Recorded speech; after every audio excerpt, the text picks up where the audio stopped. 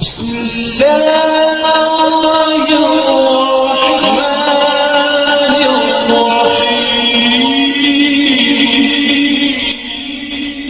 صلوا عليه وآله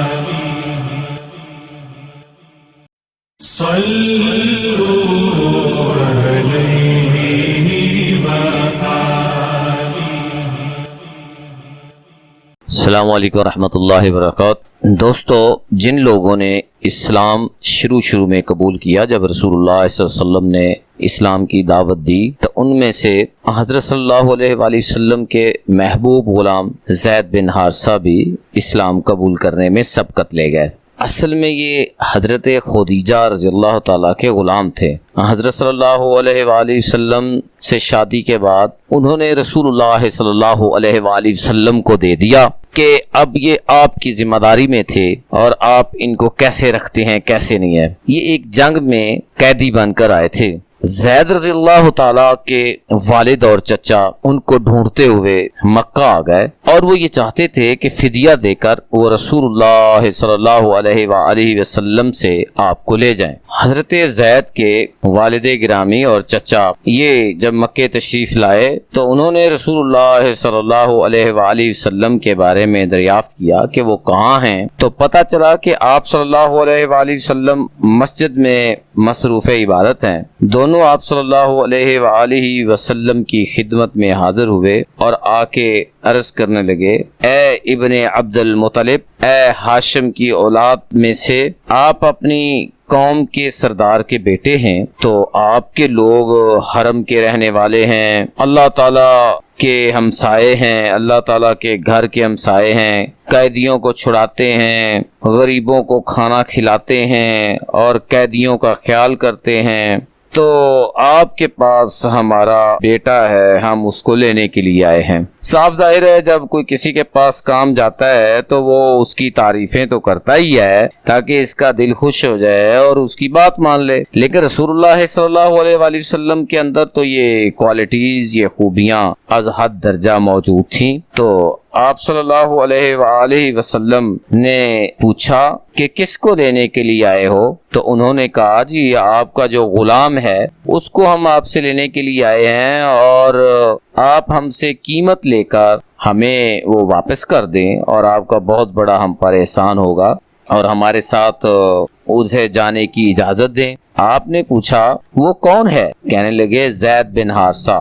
آپ صلی اللہ علیہ وآلہ وسلم نے فرمایا میں آپ کو اس سے اچھا طریقہ نہ بتا دوں؟ بولے جی کیا ہے؟ تو آپ صلی اللہ علیہ وآلہ وسلم نے فرمایا اس کو بلا کر تمہارے ساتھ جانے کا اختیار دیتا ہوں، اگر وہ جانا چاہے تو بلا قیمت لے جاؤ، مجھے کوئی پیسے کوئی قیمت نہیں چاہیے، اگر وہ میرے پاس رہنا چاہے تو بخدا وہ جو میرے پاس رہنا چاہتا ہے میں اس کو کسی دوسرے کے سپرد نہیں کروں گا۔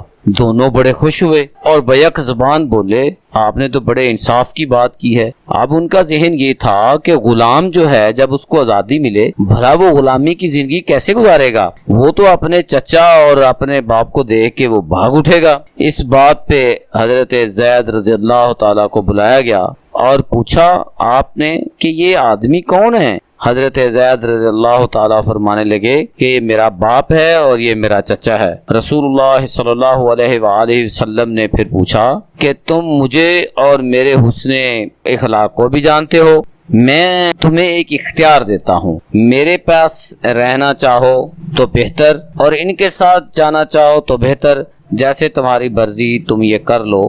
زید رضی اللہ تعالیٰ نے یہ فرمایا میں آپ صلی اللہ علیہ وآلہ وسلم کو چھوڑ کر کسی کے ساتھ جانا پسند نہیں کرتا، آپ میرے لیے میرے ماں باپ اور میرے چچا کا نعم البدل ہیں۔ وہ دونوں کہنے لگے زید بڑا افسوس ہے تم پر، تم آزادی کی بجائے غلامی کو فوقیت دے رہے ہو، اپنے باپ اور چچا اور خاندان کو چھوڑ کر ایک دوسرے آدمی کو ترجیح دے رہے ہو۔ تو حضرت زید رضی اللہ تعالیٰ فرمانے لگے مجھے جو رسول اللہ صلی اللہ علیہ وآلہ وسلم سے پیار اور سکون ملا ہے اس کے بدلے میں کسی کو پسند ہی نہیں کر سکتا۔ جب آپ نے زید رضی اللہ تعالیٰ کا فیصلہ سنا آپ ان کو لے کر حتیم کعبہ میں آئے یعنی کہ بیت اللہ میں لے آئے اور فرمایا اے اہل مسجد گواہ رہو، آج سے زید میرا بیٹا ہے رضی اللہ تعالی، میں اس کا وارث بنوں گا اور یہ میرا وارث بنے گا۔ یہ دیکھ کر زید رضی اللہ تعالیٰ کا باپ اور ان کا چچا بہت خوش ہوئے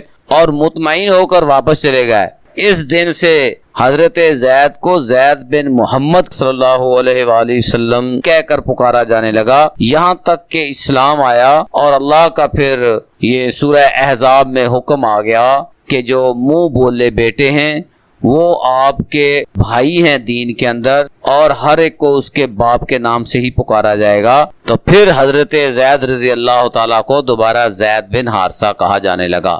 اور حضرت زید رضی اللہ تعالیٰ وہ پہلے لوگوں میں اسلام قبول کرنے والے ہیں جنہوں نے سب سے پہلے اسلام کو اپنے گلے لگایا اور اسلام کو اپنا اوڑھنا بچھونا بنایا۔ حضرت زید رضی اللہ تعالیٰ کی پھر شادی رسول اللہ صلی اللہ علیہ وسلم کی پھپھو کی بیٹی سے ہوئی، اور اللہ رب العزت نے حضرت زید کا یہ سارا واقعہ سورہ احزاب میں بیان فرمایا۔